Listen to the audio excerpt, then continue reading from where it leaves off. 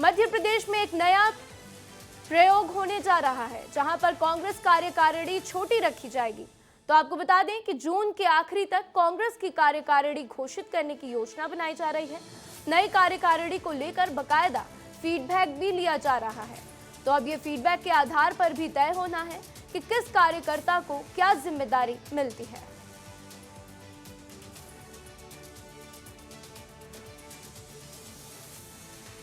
PCC chief के पूर्व media adviser के मिश्रा ने कांग्रेस के वरिष्ठ नेताओं को खुली चेतावनी दी है। उन्होंने पूर्व मंत्री सज्जन सिंह वर्मा के बयान पर सहमति जताई है। के मिश्रा ने कहा है कि जो भी सीनियर नेता गद्दारों को पार्टी में वापस लाने की कोशिश करेगा, उनका विरोध करेंगे। वो गद्दार नेता जिन्होंने संकट के समय में पार्टी और विचारधारा का साथ छोड़कर बीजेपी में शामिल हो गए। कांग्रेस पार्टी कोई 3 स्टार या फिर 5 स्टार होटल नहीं है, जहां ऐशो आराम के लिए आए और संकट के दौर में चले जाए।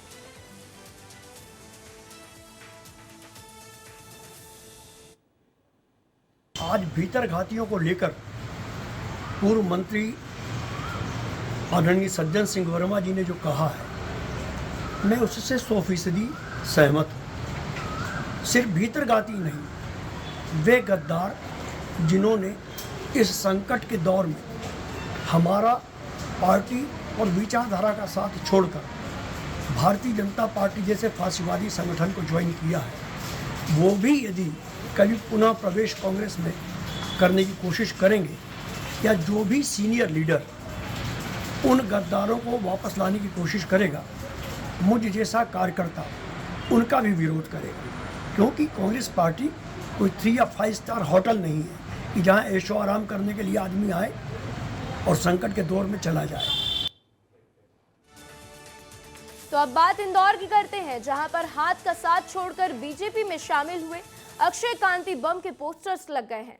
और ये पोस्टर्स कांग्रेस पार्टी ने लगाए हैं, जिसमें लिखा है कि बम की जानकारी देने वाले को 5100 रुपए का इनाम दिया जाएगा। आपको बता दें, धारा 307 के मामले में अक्षय कांति बम फरार चल रहे हैं। धोखेबाज कांग्रेस पार्टी के साथ गद्दारी करने वाले 307 के फरार आरोपी अक्षय बम को गिरफ्तार करने के लिए, पुलिस का सहयोग करने के लिए जो भी सज्जन एवं कांग्रेस जन सूचना देगा, उस सज्जन और कांग्रेस जन को 5100 रुपये के इनाम की घोषणा की गई है। तो मध्य प्रदेश हाई कोर्ट के वर्तमान चीफ जस्टिस रवि मलिमठ 24 मई को रिटायर हो रहे हैं, जिसके चलते मध्य प्रदेश हाई कोर्ट के नए एक्टिंग चीफ जस्टिस शील नागू होंगे। शील नागू मध्य प्रदेश हाई कोर्ट के एक्टिंग चीफ जस्टिस के रूप में 25 मई से कार्यभार संभालेंगे। विधि मंत्रालय ने इसकी अधिसूचना जारी कर दी है।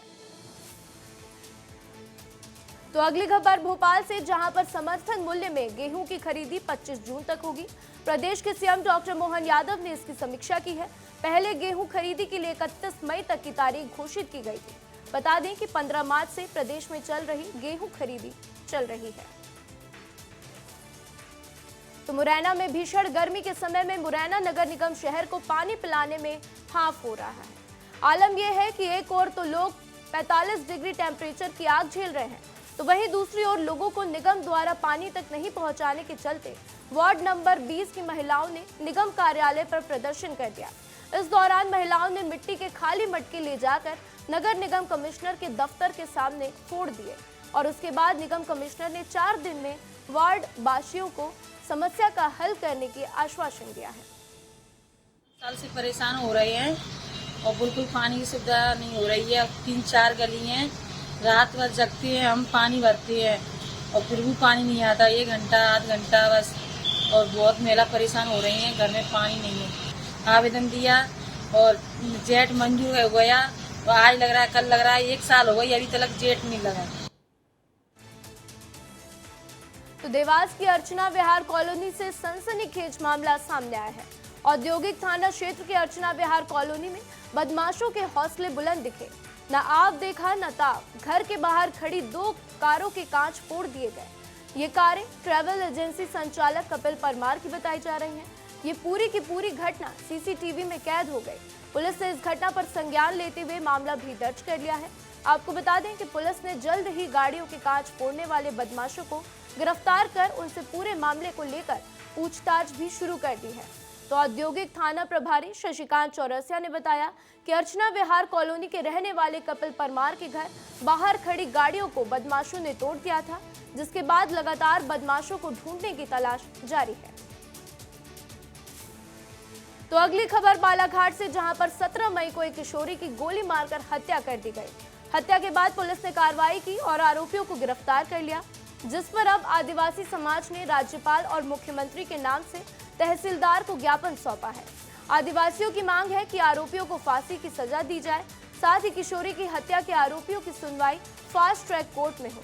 तो आदिवासियों ने यह ज्ञापन रैली के माध्यम से दिया है, जिसमें सैकड़ों आदिवासी, अखिल भारतीय आदिवासी समाज, जिला अध्यक्ष सहित आदिवासी समाज के विभिन्न संगठनों के पदाधिकारी, पंचायत प्रतिनिधि और पीड़ित का परिवार, साथ ही ग्रामीण भी शामिल थे। आदिवासियों का मामला आता है तो उस समय हमारी माता बहनों के साथ में जिस प्रकार का बलात्कार और अपराध होते हैं, उसके लिए और समाज में मानवीयता क्यों नहीं जागती, ये मेरा सारे मीडिया के माध्यम से सारे देश के समाज से एक सवाल है। आरती मरकाम के साथ में जो एक नाबालिग बालिका थी और उसके साथ में ये जो जन आक्रोश पैदा हुआ है, कहीं ना कहीं न्याय पर से भरोसा हम समाज का उठ चुका है। और हमने आज ज्ञापन के तौर में इसलिए अल्टीमेटम दिया है कि हर बार की तरह इस बार हम अंतिम न्याय तक पहुंचेंगे। अगर शासन न्याय नहीं देती तो और उस अपराधी के घर में खुद बुलडोजर बन के जाएंगे और उसके घर को तोड़फोड़ करेंगे। तो विस्तार न्यूज ने 16 मई को जिले के सोनहत विकासखंड मुख्यालय में 50 लाख से ज्यादा लागत से बनाए गए बस स्टैंड में यात्रियों की मूलभूत सुविधा को लेकर खबर दिखाई थी, जिसके बाद से आज कोरिया कलेक्टर ने टीएल मीटिंग के दौरान स्थानीय प्रशासन को वीरान हुए बस स्टैंड में चहल पहल के लिए यात्री बसों के नियमित ठहराव के निर्देश दिए हैं, तो जिसमें पुलिस प्रशासन की भी मदद ली जाएगी। तो वहीं यात्रियों की मूलभूत सुविधा और अधूरे अटके दुकानों के निर्माण को 3 दिन के भीतर निर्माण कार्य शुरू करने के निर्देश भी दिए गए कि वहाँ मूलभूत सुविधाओं के लिए कुछ सवाल उठ रहे हैं। कुछ जाकर देख के आया तो सामुदायिक शौचालय की एक मांग चल रही थी वहाँ बस स्टैंड में। ग्राम पंचायत सोनहत से उसके प्रस्ताव मंगा लिया है। प्रस्ताव तकनीकी स्वीकृति उपरांत स्वीकृति के लिए जिला पंचायत 3 दिवस के बाद भेज दिया जाएगा। तो लोकसभा चुनाव को लेकर छत्तीसगढ़ में मतदान खत्म हो चुका है, लेकिन माहौल में कोई भी तब्दीली नहीं है। राजनीति के गलियारों में वार पलटवार, आरोप प्रत्यारोप का सिलसिला जारी है। इसमें किसी भी तरीके की कोई कमी नहीं आई है। ये हम इसलिए कह रहे हैं क्योंकि छत्तीसगढ़ बीजेपी ने कांग्रेस और इंडिया गठबंधन पर जमकर वार किया है। छत्तीसगढ़ बीजेपी ने दरअसल एक वीडियो जारी किया और कांग्रेस की जमकर क्लास लगा दी। इस वीडियो में छत्तीसगढ़ बीजेपी ने कांग्रेस को कई मुद्दों पर घेरा था। सोशल मीडिया एक्स पर पोस्ट करते हुए बीजेपी ने लिखा कि विदेशी शक्तियों की चाबियों के साथ हिंदू द्वेष। तो वहीं परिवारवाद को लेकर भी बीजेपी ने गहरा वार किया है। सोशल मीडिया एक्स पर पोस्ट लिखते हुए बीजेपी ने कहा कि देश की जनता ने परिवारवाद पर किया प्रहार है। तो लोकसभा चुनाव का जिक्र करते हुए बीजेपी ने कहा कि एक बार फिर देश के उज्जवल भविष्य के लिए जनता मोदी सरकार चुनेगी। तो जांजगीर के जिला पंचायत के सभा कक्ष में मतगणना को लेकर प्रशिक्षण दिया जा रहा है। रायपुर से पहुंचे मास्टर ट्रेनर ये ट्रेनिंग दे रहे हैं। प्रशिक्षण में लोकसभा क्षेत्र के मतगणना अधिकारी कर्मचारी बड़ी संख्या में शामिल हुए। तो प्रशिक्षण को लेकर जिला निर्वाचन अधिकारी आकाश शिकारा ने बताया कि 4 जून को मतगणना होनी है। इसके लिए नेशनल स्टेट लेवल के ट्रेंड मास्टर द्वारा मतगणना के लिए तैनात अधिकारियों और कर्मचारियों को हर बारीकियां बताई गई हैं। तो छत्तीसगढ़ में ऑनलाइन सट्टा ऐप का मामला बेहद आम हो चुका है। आए दिन कई ऐसे केस देखने को मिलते रहते हैं और एक बार फिर ऑनलाइन क्रिकेट सट्टा आईपीएल पर महासमुंद पुलिस और साइबर सेल ने बड़ी कार्रवाई की है। आपको बता दें कि अप्पा बुक ऐप पर ऑनलाइन सट्टा चल रहा था, जहां 250 से अधिक खातों में 10 करोड़ के ट्रांजैक्शन की बात सामने निकल कर आई है। आपको बता दें कि महासमुंद पुलिस ने आरोपियों के 5 चालू खाते में 5 लाख रुपए को फ्रीज कराया है। तो पुलिस टीम ने झारखंड में ऑनलाइन क्रिकेट मैच खिलाते एक नाबालिग सहित 6 आरोपी को गिरफ्तार किया है। आरोपियों के कब्जे से 3 laptop, 13 mobile phone, 20 SIM card, 1 पास और 3 चेकबुक जब्त किया गया। दरअसल पुलिस को जानकारी मिली कि महासमुंद में एक व्यक्ति मोबाइल से ऑनलाइन आईपीएल सट्टा खिला रहा था। हाई कोर्ट ने शराब घोटाले में फंसे अनवर डेबर की जमानत याचिका खारिज कर दी है। आपको बता दें कि अनवर डेबर ने मेडिकल ग्राउंड पर अंतरिम जमानत मांगी थी। इस प्रकरण में 10 जून के बाद अंतरिम सुनवाई होगी। तो वहीं इसी मामले में नितेश और यश पुरोहित को हाईकोर्ट से राहत मिली है। कोर्ट ने अगले आदेश तक कार्रवाई न करने के निर्देश देते हुए जांच में सहयोग देने के निर्देश भी दिए हैं। बता दें कि ईडी ने अनवर डेबर को 2000 करोड़ रुपए के शराब घोटाले का आरोपी बनाया है और मई में ईडी ने अनवर डेबर को अरेस्ट किया है। एमसीबी जिला के तहत आने वाले नगर पालिका निगम चिरमिरी के राजीव गांधी पार्क की स्थिति बदहाल हो चुकी है। पहले इस पार्क का नाम नीलम सरोवर पार्क था, जिसे बदलकर राजीव गांधी पार्क कर दिया गया, लेकिन उसे पार्क की बदहाली का आलम जस का तस है। बता दें कि नगर पालिका निगम चिरमिरी की प्रथम महापौर स्वर्गीय सुभाषिनी सिंह ने इस पार्क का निर्माण कराया गया था और शुरुआती समय में इस पार्क में नौका विहार, म्यूजिकल फाउंटेन, बच्चों की ट्रेन, भूल भुलैया, बॉल टब के साथ अनेक मनोरंजन के सभी साधन थे। लेकिन समय बीतता गया और पार्क में मनोरंजन के सभी सामान नगर निगम प्रशासन की अनदेखी के शिकार होते चले गए, जिसके चलते अब ये पार्क बेहद बदहाल स्थिति में है। इस संदर्भ में जब यहाँ के संबंधित अधिकारियों से पूछा गया तो पार्क के सुधार का रटा रटाया आश्वासन दिया गया। अब इस पर स्थानीय नेताओं ने क्या कुछ कहा है, सुनिए। अधिकारी केवल लंबी मोटी कमीशन खोरी के चक्कर में वहाँ की पार्क को ऐसा दुर्दशा है, जो सारी सुविधाएं जब आपने गिनाया है, निश्चित रूप से यह एक भव्य तरीके से हमारा पार्क हुआ करता था, जिसका हम लोगों ने यदि जिले का कोई कार्यक्रम हो तो यहाँ का बना करके मोनो बना करके वहाँ प्रदर्शित करते थे।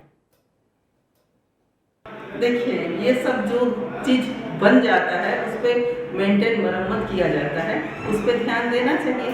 अब इसमें क्यों नहीं ध्यान दिया जाएगा, नहीं दिया गया। अब इसमें मैं क्या कहूँ, लेकिन मैं ये चाहूँगी कि ये नगर निगम प्रशासन को इसमें ध्यान देना चाहिए। रायपुर में सफाई कर्मचारियों का धरना प्रदर्शन जारी है। दरअसल रायपुर के गुड़ियारी इलाके में सफाई कर्मचारियों के साथ मारपीट के विरोध में सभी कर्मचारी हड़ताल पर हैं, जिसके बाद से सफाई कर्मियों का प्रदर्शन लगातार जारी है। सफाई कर्मचारी आरोपी व्यक्ति के खिलाफ कार्रवाई की मांग कर रहे हैं, तो वहीं वेतन वृद्धि समेत अन्य मांगों को लेकर भी कर्मचारी प्रदर्शन कर रहे हैं। बिल्कुल, देखिए ये तमाम वो सिर्फ सफाई कर्मचारी है जिनके जिम्मे पर आपके घर, आपके शहर और आपके इलाके को साफ रखने की जिम्मेदारी होती है। और ये तमाम सफाई कर्मचारी अब गाड़ी खड़ा कर दिए हैं। गाड़ी खड़ा करने के बाद ये कह रहे हैं कि जब तक कार्रवाई नहीं होगी तब तक ये यहाँ से गाड़ी नहीं हटाएंगे। तो निश्चित तौर पर अगर इसी तरह का स्थिति रहता है तो आगामी समय पर जो तमाम लोग हैं वो परेशान होते हुए नजर आएंगे। सफाई की व्यवस्था जो है वो चरमरा जाएगी। क्या नाम है आपका? सनी। क्या हो गया है, क्यों प्रदर्शन कर रहे हैं? अब वो मारपीट हुआ है सर, गुड़ियारी में मारपीट हुआ है। किसके साथ? का है भाई का है, हमारे ड्राइवर के साथ। क्या मांग है आप लोगों की? हम लोग का मांग है सर, तनख्वाह भी 6 साल हो गया, तनख्वाह वही का वही है। सुपरवाइजर लोग का तनख्वाह बढ़ गए हैं और हम लोग का इमरजेंसी काम आ जाता है, किसी का तबीयत खराब है और कुछ परेशानी आ जाता है तो छुट्टी नहीं मिलता। यहाँ छुट्टी मांगोगे तो नौकरी से चले जाओ, रिजाइन दे दो, ऐसे करके बोलता है। और सुपरवाइजर लोग है, हमसे पेमेंट आएगा तो महीने का हेल्पर ड्राइवर से 55 रुपये पैसा लेता है, प्लस कबाड़ी बेचते हैं, उसको मना करते हैं अपने हिसाब से कबाड़ी मत बेचो। ठीक है और लोग बातचीत कर लेते हैं। भैया आइए इधर, पूरी घटना बताइए मुझे, हुआ क्या था, क्या हुआ था? पूरी घटना ही हुआ तो सर जी जो कचरा उठाने के लिए हम लोगों का साथी गया था तो कचरा भी उठाया उसके घर के, उसके बावजूद उसको मतलब 2-3 बार मतलब ऊंच नीच बात हुआ था। उसके बाद उसको गाली गलौज कर मारपीट किया। उसके बाद जाति विराती वाला बात कर दिया। और हम लोगों का कंपनी का रिकॉर्ड है सर जी, जो यहाँ का वर्कर है, पुराने जो वर्कर है कोरोना काल में जो काम किया है उसको निकाल करना। दिनेश नेताम जो सुपरवाइजर है हम लोगों का, मैं उसका ड्राइवर हुआ 8 नंबर 26 का है, वो हम लोगों के बीच के अगर आदमी को निकाल करना, वो दूसरे का मतलब पैसा लेकर ना 15,000 रुपये पैसा लेकर 15,000 20,000 पैसा लेकर ना वो काम मिलाता है और अपने बीच के दोस्तों संगी साथी को पुराना आदमी को निकालता है। अच्छा, कितने सफाई कर्मचारी हो आप लोग? 800 वर्कर है। 800 वर्कर है। और कितनी गाड़ियाँ शहर में चलती हैं? कितना गाड़ी है? वही 300 का आसपास है। 300 गाड़ियाँ चलती हैं। और आज तो कचरा लेने नहीं गए होगे? नहीं गए हैं। कल भी कचरा लेने नहीं जाओगे तो? को नहीं जाएंगे भैया, जब तक हम लोग का पेमेंट नहीं बढ़ेगा और जब तक अभी जो मारा भाई का वो न्याय नहीं मिलेगा तो अभी तक गाड़ी धरना बैठे रहेंगे हम लोग, जब तक हम लोग का मांग पूरा नहीं होगा तब तक। ऐसे पीसीसी चीफ दीपक बैज के बयान पर अब कैबिनेट मंत्री ओपी चौधरी ने पलटवार किया है। उन्होंने कहा है कि भाजपा का परिवार बड़ा है। 18 करोड़ से अधिक सदस्यों की पार्टी बनकर सबसे बड़ी राजनीतिक दल होने का दर्जा भाजपा को मिला है। नो बीजेपी अभियान के तहत विदेश के लोग भी भाजपा को समझने आते हैं। बता दें कि पीसीसी चीफ दीपक बैज ने भाजपा में शामिल हुए पूर्व कांग्रेस नेताओं को डिस्पोजल कहा था, जिस पर अब मंत्री ओपी चौधरी ने पलटवार किया है। भारतीय जनता पार्टी का जो परिवार है वो किस तरह से बढ़ा है, इसे पूरे देश ही नहीं दुनिया ने देखा है। 1984 पे जो पार्टी 2 लोकसभा सीटों पर थी, 2019 में वही पार्टी 300 से अधिक सीटों के साथ देश को पूर्ण बहुमत की सरकार नरेंद्र मोदी जी के नेतृत्व में दे पाने में सफल हुई है।